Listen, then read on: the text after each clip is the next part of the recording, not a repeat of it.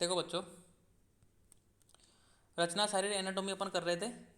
अध्याय प्रथम, शरीरोपक्रमणीय शारीर। पहला पॉइंट हो गया था सिलेबस का, दूसरा भी हो गया, तीसरा भी हो गया, चतुर्थ भी हो गया, पांचवा और छठा अपन ने कल किए थे शारीरिक शास्त्र के विभाग और शारीरिक ज्ञान प्रयोजन। ठीक है, ये अपन ने कर लिए थे। देखो ये शारीरिक शास्त्र के विभाग थे ना, इनमें से एक क्वेश्चन आएगा तो सुश्रुत के अनुसार पूछेगा या मॉडर्न के अनुसार पूछेगा, ब्रांच ऑफ एनाटोमी। तो ये सुश्रुत के अनुसार याद कर लेना और ब्रांच ऑफ एनाटोमी के नाम याद कर लेना। अब करेंगे अपन धातु वेद से पुरुष का संगठन, कि एक धातुज पुरुष, द्विधातुज पुरुष, त्रिधातुज पुरुष, ठीक है, षड धातुज पुरुष, सप्त धातुज पुरुष, 13 तरह के, इस तरीके से वो आते हैं ना। एक धातुज, द्विधातुज, या पदार्थ विज्ञान में आपने स्टडी किए होंगे, फिजियोलॉजी में आपने किए होंगे और एनाटोमी में भी है। तो आपको मैं एक सिस्टमेटिक तरीके से बताऊंगा आज, आपको अच्छा भी लगेगा और समझ में भी आएगा।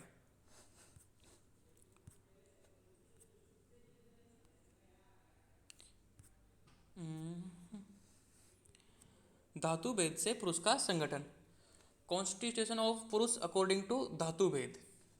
तो ये पुरुष है क्या, पुरुष का संगठन मतलब ये पुरुष है क्या। पहले पुरुष के बारे में समझो कि पुरुष किसे बोलते हैं, तो पहले इसको जानना जरूरी है। तो ये तो हेडिंग हो गई अपनी, लेकिन अब पुरुष के बारे में जानते हैं। पुरुष शब्द की निरुक्ति और व्युत्पत्ति। पुरुष शब्द का निर्माण पुर अग्र गमने धातु से बना है।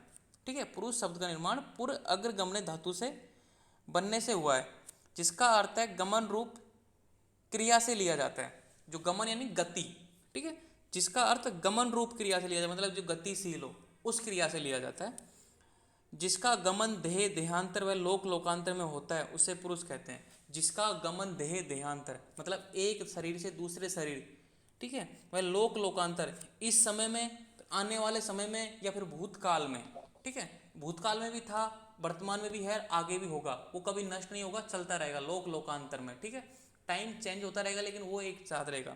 तो जिसका गमन देह देहांतर, किसकी बात कर रहा है, मतलब आत्मा की बात कर रहा है। तभी तो पूर्व जन्म, अपन देखो अपना जन्म हुआ, अपन को क्या पता अपन पहले जन्म लिया कि नहीं लिया, या फिर अपन जैसे कि मानव लोक में अपन ने जन्म लिया, क्या पता पिछले जन्म में अपन क्या थे। डोगी भी हो सकते हैं, चिड़िया भी हो सकते हैं, कोई अन्य जानवर भी हो सकते हैं, कोई पता थोड़ी अपन को। तो जिसका गमन देह देहांतर, एक देह से मतलब एक शरीर से, देह किसका पर्यायवाची है, मैंने बताया था शरीर का पर्यायवाची है। तो जिसका गमन देह देहांतर वह लोक लोकांतर में होता है उसे पुरुष कहते हैं, मतलब आत्मा। यह गमन क्रिया पुरुष के चेतन धर्म संपन्न होती है, चेतन धर्म में संपन्न होती है। और जो गति है, ठीक है, तो ये किसकी वजह से होती है, यह गमन क्रिया पुरुष के चेतन धर्म से संपन्न होती है। अगर अपन अपने में गति पाई जाती है, जो अपने में गति पाई रही है, जो बॉडी में पाई जाती है गति, वो किसकी वजह से आती है, चेतना की वजह से। और ये चेतना किसकी वजह से है, आत्मा की वजह से। अपन सजीव है इसलिए तो अपने अंदर गति है। बिना सजीव होने के, जैसे व्यक्ति मर गया, डेड बॉडी है, उसके अंदर गति पाई जाएगी क्या, नहीं पाई जाएगी। अपना शरीर यहाँ पे स्थिर है। इस समय अपन बैठे हुए एक टेबल पे, आप टेबल पे बैठ के स्टडी कर रहे हो, मोबाइल में देख के स्टडी कर रहे हो इस समय भी, लेकिन आपके अंदर गति है क्योंकि ब्लड सर्कुलेशन चल रहा है, श्वास अंदर जा रहा है, आप छोड़ रहे हो, गति चल रही है ना। ठीक है, धातुओं का पोषण हो रहा है, धातुओं का सर्कुलेशन हो रहा है, एक तरीके से गति चल रही है इस समय। तो ये चेतन की वजह से, तो ये गमन क्रिया पुरुष के चेतन धर्म से संपन्न होती है, मतलब ये आत्मा की जो चेतन क्रिया ना उसकी वजह से होती है।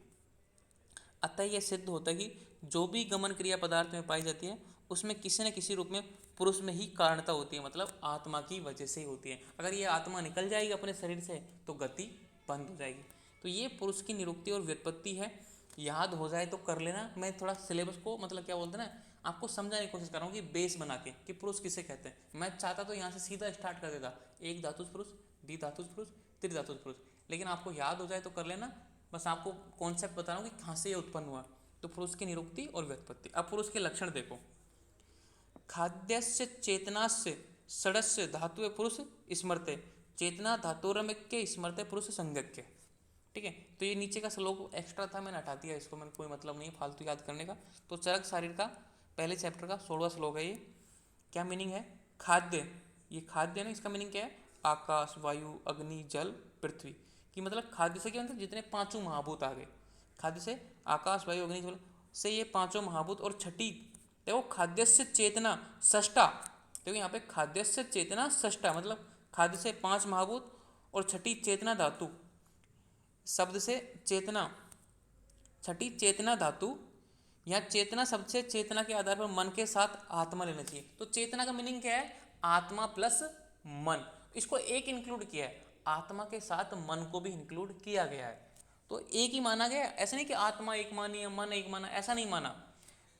खाद्यस्य चेतना षष्टा मतलब 6 चीज हैं, 5 तो महाभूत हो गए, एक चेतना, चेतना बराबर आत्मा प्लस मन।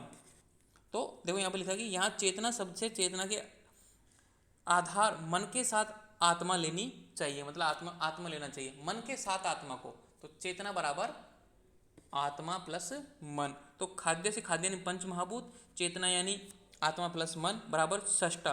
तो खाद्य से ये 5 महाभूत, तो छठी चेतना शब्द से चेतना के साथ मन को पुरुष कहते हैं। कहने का मीनिंग ये है कि 5 महाभूत और आत्मा से युक्त षड धातु पुरुष को पुरुष बोलते हैं। पुरुष से स्मृत धातु है, षष्टा धातु है। षष्टा मतलब 6 धातु हो गए ना, 5 महाभूत प्लस चेतना बराबर षष्टा धातु। खाद्य चेतना षष्टा धातु है पुरुष स्मृत, इसको पुरुष बोलते हैं, ठीक है, को पुरुष कहते हैं। केवल एक चेतना धातु को भी पुरुष संज्ञा वाला कहा जाता है। अब यहाँ पे एक बात और ऐड कर दी, चेतना धातुर्मय के स्मृत है पुरुष संज्ञा के, और केवल एक चेतना धातु मतलब आत्मा, जीव आत्मा, परमात्मा जो सर्वकार है, निराकार है, ठीक है, उसको केवल एक चेतना धातु को भी पुरुष संज्ञा कहा जाता है। तो आपको पता लगेगा कि पुरुष किसको बोला है, आत्मा को पुरुष बोला गया है। मैं ये समझाना चाह रहा हूँ आपको, ये पूरा बेस से बताने के लिए कि पुरुष किसे बोला गया। आप क्या समझते हो पुरुष से, अपनी बॉडी नहीं है पुरुष, पुरुष यानी आत्मा, ठीक है, जीव आत्मा, परमात्मा वो। अब देखो नीचे, आत्मा को ही पुरुष रूप में ग्रहण किया गया है। मैंने यहाँ पे क्लियर लिख लिया साफ साफ शब्दों में, ताकि आप कंफ्यूज ना रहो। जो शरीर को धारण करे उसे धातु कहते हैं। अपन एक परिभाषा ना, धारणार्थ धातु है, जो शरीर को धारण करे उसे धातु कहते हैं। अपन एक परिभाषा पढ़ते हैं, धारणार्थ धातु है, कि जो शरीर को धारण करते हैं उसे धातु कहते हैं। इस व्युत्पत्ति से आत्मा को भी धातु कहा जाता है। तो ये अगर परिभाषा अपन यूज करते हैं कि जो शरीर को धारण करे उसे धातु कहते हैं, तो इस व्युत्पत्ति से मतलब इस लाइन से तो आत्मा को भी धातु कह सकते हैं, आत्मा को भी धातु बोल सकते हैं। क्यों? धारण करने की दृष्टि से इस व्युत्पत्ति से आत्मा को भी धातु कहा जाता है। क्योंकि मैं बताता हूँ आंसर, क्योंकि ये आत्मा अपने शरीर को धारण करती है। अपना जो आत्मा है, जीव आत्मा है, अपने शरीर के अंदर ही तो प्रवेश करती है, अपने शरीर को तो धारण करती है। इसलिए इस आत्मा को भी धातु बोल सकते हैं या फिर बोलते हैं। धारण करने की दृष्टि से सप्त धातु, त्रिदोष, मल, त्रिदंड, एकादश इंद्रिया, मन, प्रकृति, पंच महाभूत आदि सभी धातु की गणना में आते हैं, अतः इनका ज्ञान आवश्यक है। तो ये देखो, धारण करने की दृष्टि से तो अपना शरीर देखो सप्त धातु से भी मिलकर बना होता है, तीन दोषों से मिलकर बनता है, मल से भी मिलकर बनता है, त्रिदंड से भी मिलकर बनता है, एकादश इंद्रियां, 5 ज्ञानेंद्रियां, 5 कर्मेंद्रियां, 1 मन, प्रकृति, 8 प्रकृति, पंच महाभूत आदि सभी धातुओं की गणना में आते हैं, अतः इनका ज्ञान भी आवश्यक है। अब देखो एक नया कॉम्बिनेशन बनेगा। देखो मैं आपको ये समझाना चाह रहा हूँ कि जो पुरुष है उस आत्मा को ही पुरुष बोलते हैं और धातु भी आत्मा को ही बोलते हैं। तो समझना कि भाई यहाँ पे लिख दिया कि जो शरीर को धारण करे उसे धातु कहते हैं। इस व्युत्पत्ति से आत्मा को भी धातु कहा जाता है, क्योंकि जो आत्मा अपने शरीर को धारण करती है, अपने शरीर में अंदर निवास करती है, ठीक है। तो इसलिए आत्मा को अपन ने धातु बोल दिया, आत्मा को अपन ने पुरुष बोल दिया। तो समझो, धातु भेद से पुरुष का संगठन, धातु भेद से धातु किसको बोल दिया, आत्मा को बोल दिया, पुरुष किसको बोल दिया, आत्मा को बोल दिया। थोड़ा कॉम्प्लिकेशन है, थोड़ा बेस बना रहा हूँ मैं आपको, इसको याद करने की जरूरत नहीं है। अगर समझ में आ जाए तो अच्छी बात है, नहीं तो छोड़ देना, ठीक है। धातु भेद से पुरुष का, लेकिन ये बेस है, क्योंकि पदार्थ विज्ञान में आप पढ़ोगे आत्मा मन ये सारी चीज़ें पढ़ोगे, पुरुष पढ़ोगे तो कन्फ्यूजन रहेगा, इसलिए मैं आपको बता रहा हूँ। तो धातु भी आत्मा को बोल दिया, पुरुष भी आत्मा को बोल दिया।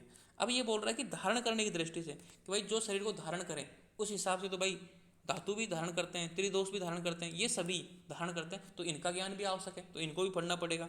आगे देखो क्या लिखा हुआ है,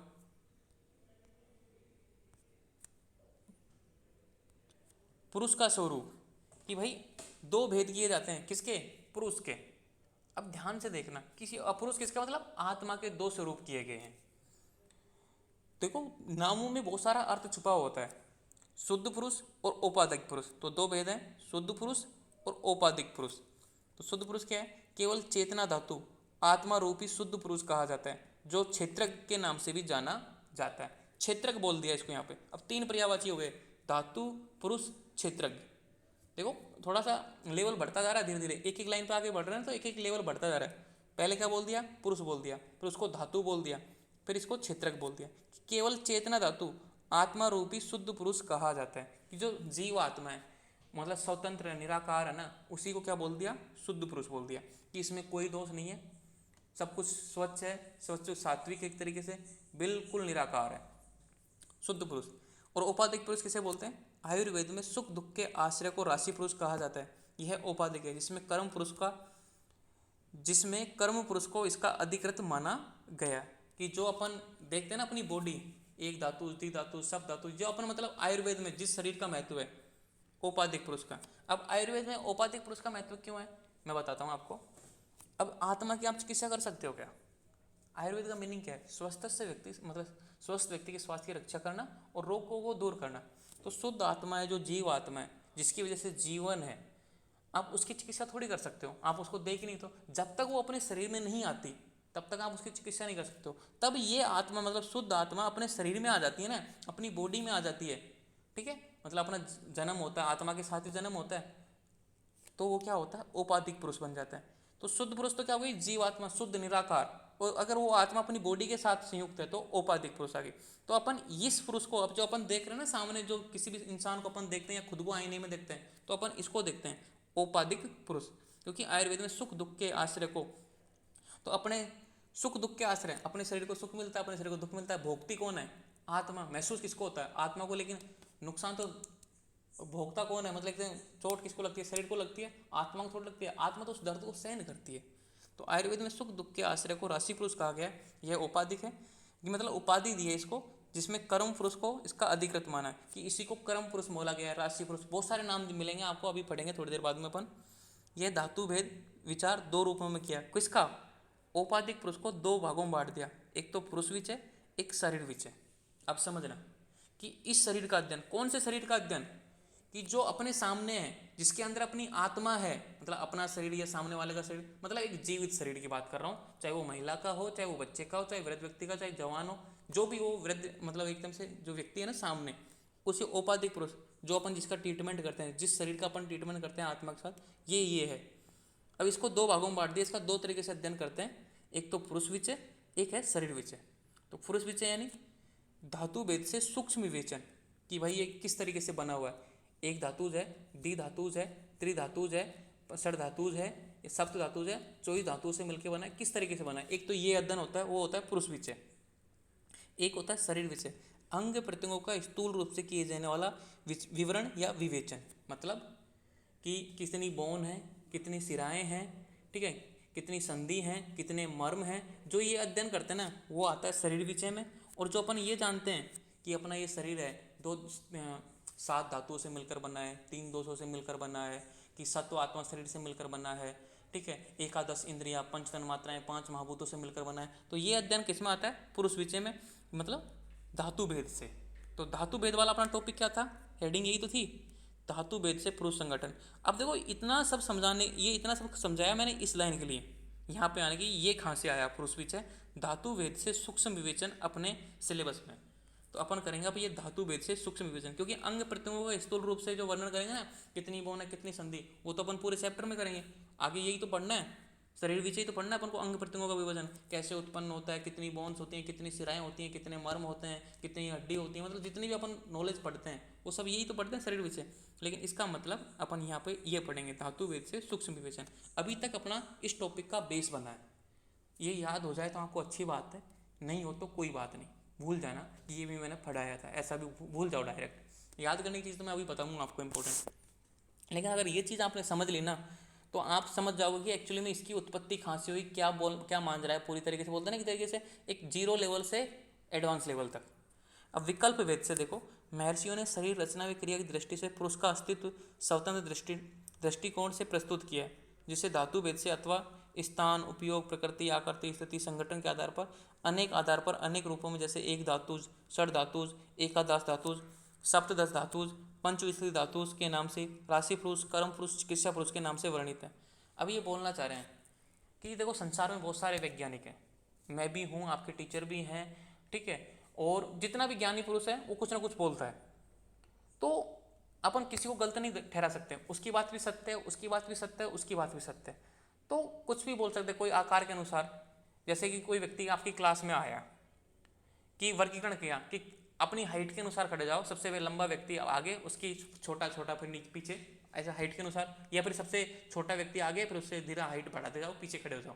वर्गीकरण कर दिया उसने। या फिर बोल दिया कि भाई जिसकी एज 25 साल से पहले की है वो इधर आ जाओ और 25 साल के बाद में इधर, उसने वर्गीकरण कर दिया। तीसरा आदमी आया, उसने कोई दूसरा बेस बना दिया कि वही जिसकी परसेंटेज 60% से ऊपर है वो इधर आ जाओ, वो इधर आ जाओ। सब ने क्लास का, एक ही क्लास का वर्गीकरण कर रहे हैं लेकिन अलग अलग बेस के आधार पर। तो अपनी बॉडी एक ही है। औपाधिक जो पुरुष है ना, ये पुरुष विचय, मतलब जो औपाधिक पुरुष, दोनों एक ही बात है। औपाधिक पुरुष एक ही है अपनी बॉडी, लेकिन अलग अलग आचरण है, अलग अलग मध्य है। किसी ने एक धातुज बोला, किसी ने द्विधातुज बोला, किसी ने त्रिधातुज बोला, किसी ने चतुर्धातुज बोला, किसी ने पंचधातुज बोला, किसी ने छठ धातुज बोला है। सबने अलग अलग बोला है, लेकिन सारी बातें सही हैं। तो उन सब का अध्ययन अपन करेंगे। तो स्टार्ट करते हैं। एक धातुज पुरुष। आत्मा, आत्मा को क्या बोला? क्षेत्रक। मैंने यहाँ बता दिया था, आत्मा कोई क्षेत्र मतलब क्षेत्रक युक्त। यह केवल चेतना धातु रूप निर्विकार व शरीर में चेतन स्वरूप रहने वाला है, इसे जीव आत्मा भी कहते हैं।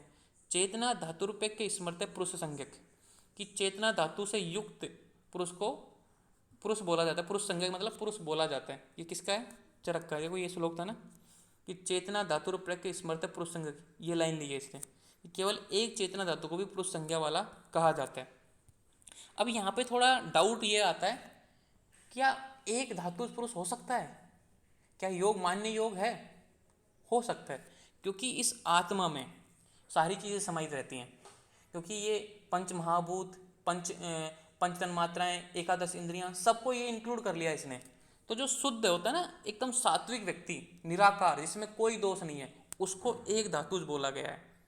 उसमें कोई मन छल कपट नहीं है, कोई पाप कर्म नहीं है, शुद्ध सात्विक है, निराकार है, उसमें कोई तम का प्रवेश नहीं है, कोई गुण नहीं है एक्स्ट्रा, मतलब उसको एक धातुज पुरुष बोला। मतलब एक तरीके से आत्मा, शुद्ध आत्मा को एक धातुज पुरुष बोला गया। ऐसा व्यक्ति रेयर होता है, उसको अपन भगवान बोलते हैं। कहने का मतलब है कि जो एक धातुज पुरुष है ना, वो भगवान है, कि उसमें कोई निर्गुण कोई दोष नहीं होता, वो एक धातुज पुरुष है। मतलब आत्मा क्षेत्रज युक्त, यह केवल चेतना धातु रूप निर्विकार शरीर में चेतन अवस्था रहने वाला है, इसे जीव आत्मा भी कहते हैं। या फिर इसको ब्रह्मी बोल दो, इसको कुछ भी बोल सकते हो आप। मतलब एक तरीके से श्रेष्ठ व्यक्ति है, इसमें कोई दोष नहीं है। तो यह है एक धातुज पुरुष। अब देखो द्विधातुज पुरुष। अब एक अलग आचार्य थे, अब नाम किसी को नहीं दे रहा यहाँ पे, लेकिन ऐसा हम बोलते हैं। जैसे चरक ने तीन तरीके से वर्गीकरण कर दिया। किसी ने हाइट का, मैंने बताया ना क्लास का एग्जाम्पल, क्लास एक है, शरीर अपना एक है, लेकिन सब अलग अलग बोल रहे हैं, लेकिन सारे सही बोल रहे हैं, एक भी गलत नहीं बोल रहा। तो सबको अपन को पढ़ना जरूरी है। और क्वेश्चन यहीं से आते हैं कि एक धातुज पुरुष से आप क्या समझते हैं, द्विधातुज पुरुष से आप क्या समझते हैं, त्रिधातुज पुरुष से आप क्या समझते हैं, षड धातुज पुरुष से आप क्या समझते हैं। षड धातुज पुरुष लिखिए, ऐसा क्वेश्चन आ गया तो आपको ये लिखना ही, बस क्वेश्चन यहीं से आता है। तो आप अगर इतना सब कुछ नहीं पढ़ने के बाद भी यहाँ से ये सब नहीं पढ़ रहे हो, धातु भेद से पुरुष का संगठन, ये हेडिंग डाली आपने और आपने यहाँ से स्टार्ट कर दिया एक धातुज पुरुष, तो भी ये मान्य है। ठीक है, देखो मेरा काम है आपको पढ़ाना। अब आपको कितना करना है, देखो जब बोलते हैं कि इंपॉर्टेंट, मैं पीछे क्वेश्चन बनाऊंगा तो इंपॉर्टेंट, जो बच्चा पूरा नहीं पढ़ना चाहता, भाई डिटेल में बहुत ज़्यादा है, तो क्वेश्चनों को सोल्व कर लेना, आप अच्छे नंबरों से पास हो जाओगे। ठीक है, आपको फिर भी अच्छे नंबर आ जाएंगे। जैसे मैं पीछे क्वेश्चन दूंगा ना, वो ऐसे ही दूंगा कि धातु भेद से पुरुष का संगठन बताइए, तो आप सीधा यहाँ से लिखो एक धातु पुरुष। ये तो सब समझने के लिए है, तो क्लास में तो अपन समझ सकते हैं ना पूरा। अब देखो द्विधातुज पुरुष, क्षेत्र क्षेत्रक भेद से, इसको भी दो भागों में बांट दिया। एक तो क्षेत्र क्षेत्रक भेद से, एक है अग्निशोम। तो क्षेत्र किसको बोला है? शरीर को। और क्षेत्र किसको बोला है? आत्मा को। तो शरीर और आत्मा, क्योंकि शरीर के अंदर अपनी अपनी ये पूरा शरीर है, अपनी बॉडी है, उसके अंदर आत्मा आई, उससे भी तो अपना ये औपाधिक पुरुष बना है, मतलब ये वाला बना पूरा औपाधिक पुरुष। ये बात सही है। तो क्षेत्र और क्षेत्र भेद से शरीर और आत्मयुक्त। और अग्निशोम, अग्नि किसको बोला गया है? आर्तव। जो ओवम होता है, ओवम समझते हो, जो मेन्स्ट्रुअल साइकिल के दिन जो 40 डे के दिन ओव्यूलेशन में उत्पन्न होता है अंडा, ठीक है, ओव्यूलेशन। आर्तव को क्या बोला है? अग्नि। और सोम किसको बोला है? शुक्र। जो मतलब शुक्र किसको बोला है? स्पर्म को मतलब शुक्र बोला है। तो आर्तव तो क्या है? मतलब इसकी प्रकृति है, आर्तव उष्ण होता है। ठीक है, और सोम क्या, शुक्र क्या होता है? जो मतलब स्पर्म होता है वो क्या होता है? सोम होता है। मतलब एक तरीके से दोनों विपरीत कैटेगरी वाले होते हैं, एक तो अग्नि वाला होता है, एक सौम्य मतलब शीतल। तो आर्तव तो क्या हो गया? अग्नि वाला, ठीक है, उष्णता वाला। और शुक्र क्या हो गया? सौम्य, शीतल। तो ये अग्नि और सौम्य, आर्तव और शुक्रयुक्त। और अपना जितना भी शरीर है, अपनी जितनी भी बॉडी है, जितने भी जीवधारी हैं, जितने भी मतलब स्तनधारी जितने भी हैं जिनमें फर्टिलाइजेशन होता है, ठीक है, वो सब क्या है, अग्नि सोमयुक्त है। तो संपूर्ण जगत अग्नि सोमात्मक है, मतलब अग्नि और सोमात्मक बना, मतलब आर्तव और शुक्र से बना है। आप जानते हो अपना जन्म भी इसी वजह से हुआ है, आर्तव और शुक्र के मिलन की वजह से अपना जन्म हुआ है, ये आप सब मानते हो। तो संपूर्ण जगत अग्नि सोमात्मक है, इसी कारण देहधारियों को में रहने वाले पुरुष को भी अग्नि सोमात्मक या द्विस्वरूप किया गया। तो द्विविध स्वरूप, द्विविध स्वरूप, तो द्विविधि तो है आर्तव और शुक्र। तो समझो इस चीज को कि संपूर्ण जगत अग्नि सोमात्मक है। कौन?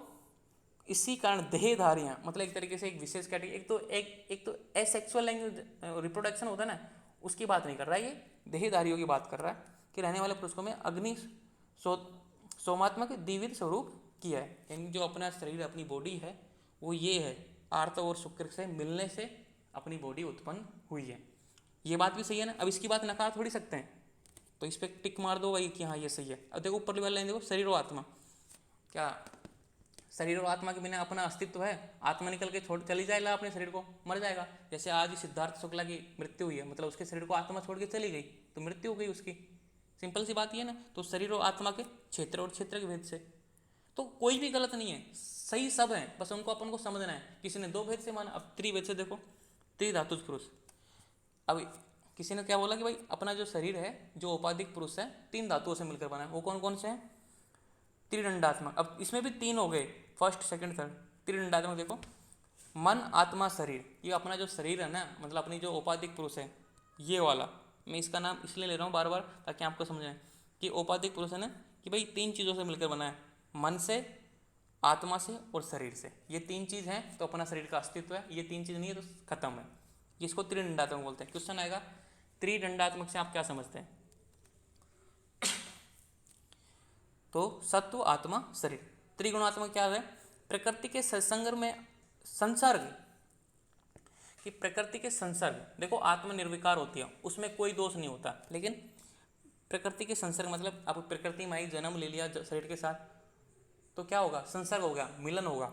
संसर्ग होने से आत्मा में सत्व, रज, तम की प्रवृत्ति हो जाती है। पहले तो क्या थी? निर्विकार, कोई गुण नहीं था उसमें। अब जैसे कोई बच्चा होता है ना, जन्म लेता है, उसको कोई पाप कर्म नहीं होता, उसको मतलब एक तरीके से शुद्ध होता है, एकदम सात्विक होता है, उसको कुछ नहीं पता हो कि क्या बुरा होता है क्या अच्छा होता है। लेकिन प्रकृति में जैसे वो वातावरण में रहता है उसको वैसे ही गुण मिलते हैं, सत्व मिलेंगे, अच्छा मिलेगा, क्या बोलते हैं संगत का असर। जैसे कि दो पैरट थे, एक ऋषि मुनि के पास चला गया, एक चोर के पास चला गया, आपने सुना ना। तो वही है कि प्रकृति के संसर्ग से आत्मा में सत्व, रज, तम की प्रवृत्ति हो गई, कि इन तीनों गुणों की प्रवृत्ति हो जाती है। तो इसको क्या बोला? त्रिगुणात्मक। आप देखो त्रिदोषात्मक, चेतना युक्त पांच भौतिक शरीर में वात, पित्त, कफ दोष की प्रवृत्ति। अब किसी आचार्य ने बोला कि भाई शरीर तीन दोषों से मिलकर बना है, वात, पित्त, कफ, तो इसको क्या बोल दिया? त्रिदोषात्मक। ये सब त्रिधातुज पुरुष में आते हैं। अब देखो षड्धातुज पुरुष, तो जो 4 और 5 वाला था ना, वो कोई नहीं मानता, ठीक है, ऐसा कोई तालमेल किसी ने बैठाया नहीं जो बताए, सीधा षड्धातुज मतलब 6। तो पंच महाभूत प्लस आत्मा बराबर षड्धातुज पुरुष। ये इंपॉर्टेंट है, सबसे ज़्यादा इंपॉर्टेंट यही है, स्टार मार्क कर लेना इसको, ऐसे जितना भी स्टार मार्क लगाओ लगा लेना। इसके दो श्लोक हैं, चरक शारीर के, सुश्रुत के, दोनों याद करने, दोनों याद करने में बोल रहा हूँ, दोनों याद करने। तो खाद्य से चेतना षष्ठा धातु पुरुष स्मृत है, इसका मीनिंग मैं बता चुका हूँ। खाद्य यानी पांचों महाभूत, चेतना यानी आत्मा प्लस मन, और षष्ठा यानी 6, धातु यानी धातु, पुरुष स्मृत मतलब पुरुष बोलते हैं। पंच महाभूत शरीर समवाय पुरुष है। देखो पंच महाभूत शरीरी समवाय पुरुष। अब शरीरी का मीनिंग मैं बता चुका हूँ। शरीरी यानी क्या बताया था मैंने? जब मैंने शरीर, शारीर और शरीरी का मीनिंग बताया था, शरीरी यानी आत्मा बताया था मैंने। पंच महाभूत शरीरी मतलब पंच महाभूत प्लस आत्मा, शरीरी मतलब आत्मा, समवाय मतलब इनका संबंध जो होता है उसको पुरुष बोलते हैं। ये किसने बोला? सुश्रुत ने, ऊपर ने वाला चरक का। इनका मैंने मीनिंग नहीं लिखा हिंदी, लेकिन आपको ये श्लोक याद होने चाहिए, इंपॉर्टेंट है, क्योंकि इसका ऊपर वाले का तो मैं बता चुका हूँ, और इस शरीरी का मीनिंग मैं पहले बता चुका हूँ अपनी क्लास में एनाटॉमी की में। शरीरी यानी आत्मा होता है, ये इंपॉर्टेंट है, इसलिए ये दोनों श्लोक याद होने चाहिए। तो पंच महाभूत एवं जीव आत्मा मतलब मन युक्त पुरुष षड्धातुज पुरुष कहलाता है। इसे चिकित्सा का अधिकरण पुरुष भी कहते हैं। क्वेश्चन आएगा कि चिकित्सा का अधिकरण किसकी चिकित्सा कर सकते हैं? षड्धातुज पुरुष की अपन चिकित्सा कर सकते हैं, ठीक है। अब देखो त्रयोदश धातु पुरुष। अब दोष धातु मल मूलम ही शरीरम इति, ये सुश्रुत का ये श्लोक आपको याद होना चाहिए। दोष धातु मल मूलम ही शरीरम इति, कि दोष कौन कौन से, वात पित्त कफ, धातु कौन से 7, रस रक्त मांस में अस्थि मज्जा शुक्र, मल कितने 3, मूत्र पुरुष श्वेत, इन 13 शरीर धारक भावों से पुरुष को त्रयोदश धातु वाला कहा जाए। अब एक आचार्य बोलते हैं, कोई भी मान लो कि भाई शरीर 13 तत्वों से मिलकर बना है, कौन कौन से, 3 दोष 7 धातुएं 3 मल, ये बात भी सही है, तो इसको बोल दिया 13 धातुज पुरुष। तो जितने भी अब ये श्लोक है ना, ये दोनों श्लोक और ये श्लोक याद होना चाहिए आपको। सप्तदश धातुज पुरुष, सप्तदश यानी सप्तदश 17, यहाँ पे लिख दिया मैंने हिंदी। आत्म इंद्रियार्थ मनो अर्थनम यो अयम पुरुष संज्ञक है, कि आचार्य चरक ने इस वचन से पुरुष को सप्तदश धातुज पुरुष भी कहा गई। आत्म इंद्रिय, देखो ध्यान से देखना, आत्म इंद्रिय मनो, एक आत्मा 10 इंद्रियां 1 मन, अर्थनम यो अयम पुरुष संज्ञक, अर्थनम मतलब जो अर्थ हैं क्या, पंच महाभूत, उनको बोला कि अर्थनो, कि देखो आत्म इंद्रियां मनो ये अर्थनाम 5 महाभूत, तो एक आत्मा 10 इंद्रियां 1 मन और 5 महाभूत मतलब सप्तदश, इन सबसे मिलकर अपना शरीर मिलकर बना कौन सा, औपाधिक पुरुष। ठीक है, जो अपन धातु भेद से पढ़ रहे हैं ना उसकी बात कर रहे हैं। सप्त धातु पुरुष ये भी सही है कि भाई एक आत्मा होता है, इसमें एक मन होता है, इंद्रियां होती हैं और 5 महाभूत से मिलकर अपना शरीर मिलकर बना, इसको सप्तदश बोल दिया, सप्तदश धातु पुरुष। ये इंपॉर्टेंट है, क्वेश्चन सीधा आएगा, सप्तदश धातु पुरुष किसे कहते हैं, आपको ये लिखना है, क्वेश्चन आएगा। त्रयोदश धातु पुरुष किसे कहते हैं, आपको ये लिखना है। षड धातु पुरुष किसे कहते हैं, आपको ये दोनों श्लोक तो खैर क्या ही एक लिख देना, लेकिन क्वेश्चन कभी कभी आ जाता है कि सुश्रुत के अनुसार षड धातु पुरुष को बताइए, चरक के अनुसार षड धातु पुरुष को बताइए, तो आपको ये श्लोक इंपॉर्टेंट है, इसमें ये सबसे ज़्यादा इंपॉर्टेंट है, बाकी याद करो या मत करो लेकिन ये जरूर याद कर लेना। और त्रिदंडात्मक इंपॉर्टेंट है क्योंकि सत्व आत्मा शरीर से मिलकर त्रिदंडात्मक। अब देखो चतुर्विंशति धातु पुरुष मतलब चतुर्विंशति यानी 24, इसी को तो राशि पुरुष बोलते हैं, इसी को संयोग पुरुष बोलते हैं। क्वेश्चन आएगा संयोग पुरुष किसे बोलते हैं, क्वेश्चन आएगा राशि पुरुष किसे कहते हैं, तो मतलब चतुर्विंशति धातु पुरुष को ही राशि पुरुष और संयोग पुरुष बोलते हैं। देखो अब इसका थोड़ा गलत हो गया था, मैंने एक पन्ना चिपकाया इसके ऊपर लिख के दोबारा से, तो देखो 16 विकार प्लस 8 विकृति बराबर 24 धातुज पुरुष किसने माना, चरक ने माना। इसे चिकित्सा पुरुष या कर्म पुरुष भी कहते हैं। देखो इसके कितने नाम हो गए, चतुर्विंशति धातु पुरुष, राशि पुरुष, संयोग पुरुष, चिकित्सा पुरुष कर्म, चिकित्सा पुरुष या फिर कर्म पुरुष, 1 2 3 4 5 नाम हो गए। तो ये सबसे ज़्यादा इंपॉर्टेंट है, षड धातु के बाद में ये इंपॉर्टेंट है। ठीक है, इसे चिकित्सा पुरुष या कर्म पुरुष भी कहते हैं। अब ये 16 विकार कौन कौन से हैं, 16 विकार बराबर एकादश इंद्रिया प्लस पंच महाभूत। तो एकादश इंद्रिया में क्या आती है, 1 मन, 5 ज्ञान इंद्रियां, 5 कर्म इंद्रियां, और पंच महाभूत में आकाश वायु अग्नि जल पृथ्वी, तो ये हो गए 16। एकादश इंद्रिया मतलब 11 इंद्रियां और 5 महाभूत, 11 और 5 16, और 8 प्रकृति अव्यक्त महान अहंकार प्लस पंच तन मात्राएं, ये क्या होती हैं, 8 प्रकृति होती हैं। क्वेश्चन आएगा कि गर्भ के विकार लिखो या फिर शरीर के विकार लिखो, तो आपको लिखनी है एकादश इंद्रिय प्लस पंच महाभूत। क्वेश्चन आएगा अष्ट प्रकृति को समझिए, अव्यक्त महान अहंकार पंच तन मात्रा को अष्ट प्रकृति कहते हैं। तो क्वेश्चन से क्वेश्चन बनाना सीखो, ऐसा नहीं कि एक धातु पुरुष धातु भेद से पुरुष संगठन चल रहा है तो यही क्वेश्चन आएगा, इसमें से 10 क्वेश्चन बन सकते हैं, आप अलग अलग तरीके से सोचो। अब पंच तन मात्राएं कौन सी हैं, शब्द स्पर्श रूप रसगंध, और पंच महाभूत कौन से हैं, आकाश वायु अग्नि जल पृथ्वी, ये सब कुछ इसमें इंक्लूड कर दिया। इसी को चतुर्विंशति धातु पुरुष कहते हैं, इसी को राशि पुरुष कहते हैं, इसी को संयोग पुरुष कहते हैं। अब आता है पंचविंशति तत्वात्मक पुरुष मतलब 25, किसने माना, सुश्रुत और सांख्य दर्शन ने इसको माना। ये पीजी का क्वेश्चन है, पंचविंशति तत्वात्मक पुरुष किसने माना, सांख्य दर्शन और सुश्रुत ने 25 तत्वों का पुरुष माना। जो अपनी बॉडी है ना इसको 25 तत्वों से युक्त माना। कौन कौन से, 16 विकार आपके सामने ही ये लिख रखा है ऊपर मैंने, 8 विकृति ये लिख रखी है मैंने, अव्यक्त मान अहंकार और पंच मात्रा, और इसमें पुरुष यानी ईश्वर, कि ईश्वर भी अपने साथ ही रहता है, अपने हार्ट में निवास करता है, इसको ऐसे मानते हैं सुश्रुत और सांख्य दर्शन। इस तरह ये 25 धातु पुरुष बोलता है, पंचविंशति तत्वात्मक पुरुष। अब समझ में आया कि आपको क्या करना है। अब आपको ये याद हो जाए, कर लेना, एक बार रीडिंग मार लेना, कोई जरूरी नहीं है, यहाँ से आप डायरेक्ट कर सकते हो। एक धातुज पुरुष, त्रिधातुज, त्रिधातुज, षड धातुज, त्रयोदश धातुज, ये आपको सारे याद होने चाहिए क्योंकि ये पदार्थ विज्ञान में भी है, फिजियोलॉजी में भी है, एनाटॉमी में, 3 सब्जेक्टों में एक टॉपिक है कॉमन, और ये लाइफ टाइम काम आने वाला है, second year, third year, fourth year, तो आपको ये याद होना चाहिए। ठीक है, तो आज की क्लास यहीं पे दी एंड करते हैं, मिलते हैं कल। Okay, thank you.